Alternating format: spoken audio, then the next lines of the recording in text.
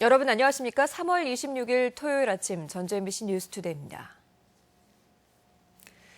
이제 총선이 얼마 남지 않았는데요. 이번 20대 총선의 평균 후보 경쟁률은 5대 1에 가까워 대부분의 선거구에서 격전이 예상됩니다. 더민주당과 국민의당이 전북의 제1당을 놓고 경쟁하면서 어느 때보다 치열한 본선 경쟁을 예고하고 있습니다. 이창익 기자가 보도합니다. 4.13 총선에서 전북 10개 선거구에 나선 후보는 47명으로 경쟁률이 평균 4.7대 1에 이릅니다. 이는 지난 19대 당시 4대 1에 비해 높을 뿐만 아니라 전국 평균보다도 높은 경쟁률입니다. 지역별로는 남원임실 순창이 8대 1로 경쟁률이 가장 높았고 전주 병은 후보가 3명에 그쳐 가장 낮았습니다. 총선의 높은 경쟁률은 거대 야당인 국민의당의 출현이 가장 큰 원인입니다. 전북의 맹주였던 더민주에 맞서 신생 정당인 국민의당이 태동하면서 전북의 수권 정당을 놓고 양보 없는 일전이 불가피한 상황입니다. 새누리당 역시 전직 장차관을 동원하며 거의 전 지역구에 후보를 내 20년 만에 국회에 진입을 자신하고 있습니다. 정의당은 소수 정예 후보로 지지율 15%를 목표로 하고 있으며 민중연합당과 민주당도 틈새를 노리고 있습니다. 무소속 역시 현역 의원과 전 도지사 등 인물 경쟁력을 바탕으로 정당 후보를 위협하고 있습니다. 여당은 물론이거니와 또 두 개의 야당들이 서로 전라북도에서 경합을 벌이는 만큼 아마 굉장히 백중지세가 될 가능성이 있다. 전북 총선은 과거와 달리 정당 간 치열한 경쟁 체제가 형성되고 도민에게도 선택권이 주어지면서 투표율도 올라갈 것이란 전망이 나오고 있습니다. MBC 뉴스 이창익입니다.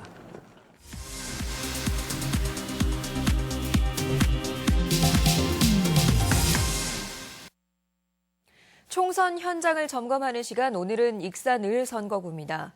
익산을에서는 전직 국회의원들 간의 대결이 펼쳐지는 가운데 다른 여야 후보들이 어느 정도 득표율을 올릴지도 관심입니다. 임홍진 기자입니다.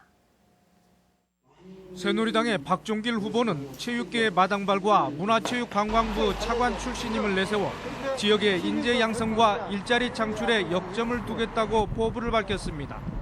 이 지역 일자리를 챙기고 경제를 살리면서 이번 총선에서는 아름다운 선거 문화가 정착될 수 있도록 최선을 다하겠습니다. 더불어민주당 한병도 후보는 지역구를 넘겨받아 전략 공천됐지만 국가식품 클러스터 확대 조성과 경제 민주화 등을 내걸고 힘찬 추진력으로 재선에 성공하겠다고 공언했습니다. 정권 교체를 위한 아주 중요한 선거라는 생각이 듭니다. 정말 한석이 중요합니다. 최선을 다해서 뛸 생각입니다. 국민의당 조배수 후보는 국회에 3번이나 입성한 정치적 자산을 바탕으로 국가식품 클러스터와 백제문화유산의 세계화에 전력을 쏟겠다는 의지를 보였습니다. 익산에 활력을 불어넣어야 됩니다. 국가식품 클러스터에 식품 대기업을 유치해서 일자리를 창조하고. 정의당 권태용 후보는 중앙당 사무총장을 역임하는 동안 지역정책 개발 업무에 깊숙이 관여했고 서민의 복지 양상에 자신이 적임자라며 지지를 호소했습니다. 서민의 삶을 실제로 편안하게 만드는데 가장 핵심적인 공약으로 반드시 실천하겠습니다. 무소속 이석권 후보는 현재 마을 이장으로서 주민들과 소통하면서 마을기업 육성과 평생학습 터전 마련 등 실생활과 연관된 공약으로 승부수를 던졌습니다. 이제는 변해야 합니다. 저 몽암마을 이장 이석권이 시원하게 한번 바꿔보겠습니다. 무소속 김지수 후보는 과거 노무현 문화재를 주관했으며 청년 벤처단지 조성과 저출산 극복 등 젊은 세대가 공감하는 정책 개발에 매진하겠다고 말했습니다. 시민이 적극적으로 참여해가지고서 시민 스스로 결정할 수 있는 시민 정치의 시대가 와 있다고 생각합니다. 두 전직 국회의원 후보들이 새몰이에 나선 가운데 다른 여야 무소속 후보들의 추격전이 갈수록 치열해지면서 유권자들이 어떤 선택을 할지 지켜볼 일입니다. MBC 뉴스 임홍진입니다. 제71회 식목일을 앞두고 도내 곳곳에서 나무 심기 행사가 열렸습니다. 전주 소각자원센터에서는 초등학생과 유치원생 등 200여 명이 참석한 가운데 산수유와 이팝나무 등 새 종류 970여 그루를 심었고 시민들에게 봄꽃 3천여 본을 나눠줬습니다. 정읍 시민들도 배영고등학교 뒤편산에서 편백나무 1,200그루를 심었고 순창구는 건강장수연구소에서 그리고 무주구는 산림생태문화체험단지 인근에서 나무를 심고 산불 예방 활동을 펼쳤습니다. 오늘은 안중근 의사가 서거한 지 106주년 되는 날입니다.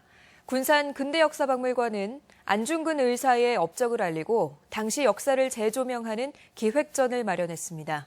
이경희 기자가 소개합니다.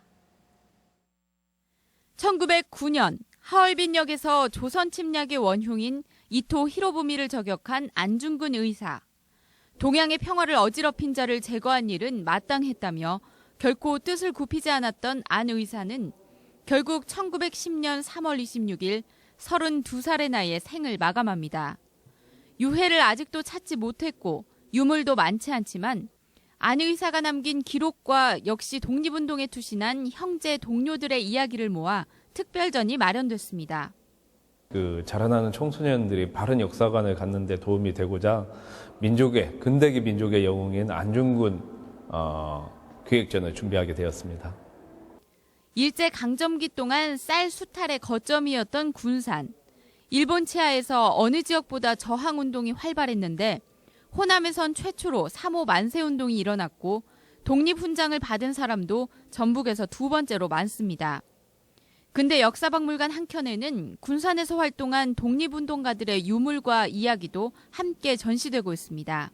뜻밖의 이렇게 군산의 역사라든가 이런 부분들을 좀 체험하고 또 이렇게 그때를 되게 구현을 조금 이렇게 좀 실감할 수 있게 잘 구현해 놓은 것 같아서 수탈과 지배의 아픔을 되새기고 역사를 돌아보는 전시가 보는 이들에게 숙연한 감정을 던져주고 있습니다. MBC 뉴스 이경입니다. 도내 하수도 요금이 다른 지역에 비해 상대적으로 낮은 것으로 나타났습니다. 환경부가 최근 발간한 2014년 하수도 통계에 따르면 전라북도의 하수도 요금은 톤당 330원으로 전국 평균 382원보다 저렴했습니다. 또 생산 원가 대비 하수도 요금인 요금 현실화율은 26.7%로 전국 17개 시도 가운데 7번째로 낮았습니다. 전주시가 무주택 기초생활수급자의 주거 불안을 해소하기 위해 임대보증금을 무이자로 지원합니다. 임대보증금은 입주주택의 임대보증금 가운데 계약금을 제외한 보증금 잔액에 대해 2천만 원 한도 내에서 지원되며 최장 6년간 혜택을 받을 수 있습니다. 전주시는 2011년도부터 지난해까지 모두 633가구에 27억 4,900만 원의 임대보증금을 무이자로 지원했습니다. 이어서 우리 지역의 각종 문화와 행사 소식 안내해드립니다. 국내 유일의 민살풀이 전승자인 장금도 명인의 춤세계를 재조명하는 공연이 오늘 군산 장미공연장에서 열립니다. 1위 향제 줄풍류 보존회가 오늘 전수회관에서 고 청파 강락승 선생 탄생 100주년 기념 음악회를 마련했습니다. 신진 무용가들에게 공연 기회를 제공하는 신인 춤판 무대가 오늘 우진 문화공간에서 열립니다. 청소년 희망 이야기 공연이 오늘 군산 예술의 전당에서 있습니다. 남원시 향토박물관은 지역의 추억이 담긴 사진을 선보이는 전시회를 엽니다. 주민들이 주축이 된 매화축제가 오늘 임실군 덕치면 구단마을에서 열립니다. 완주 삼례딸기의 우수성을 널리 알리는 축제가 내일까지 삼례문화예술촌과 하리마을 일원에서 열립니다. 고창군은 오늘 고창문화의 전당에서 다양한 먹거리와 즐길거리를 갖춘 플리마켓 행사를 진행합니다. 김제시립도서관은 오늘 재능기부와 자원봉사로 마련된 도서관 다문화, 청소년 화합 한마당 행사를 운영합니다. 전주 MBC 베이비 페어가 내일까지 전주 화산체육관에서 열립니다. 날씨 전해드립니다. 3월의 마지막 주말인 오늘 전라북도 지역은 대체로 맑겠고 아침까지는 내륙에 안개가 끼는 곳이 있겠습니다. 낮 최고 기온은 전주 12도, 완주 13도 등 10도에서 13도의 분포로 어제와 비슷하거나 1, 2도가량 높겠습니다. 바다의 물결은 서해남부 전해상에서 0.5에서 2m로 일겠습니다. 뉴스투데이 마칩니다. 즐거운 주말 보내세요. 고맙습니다.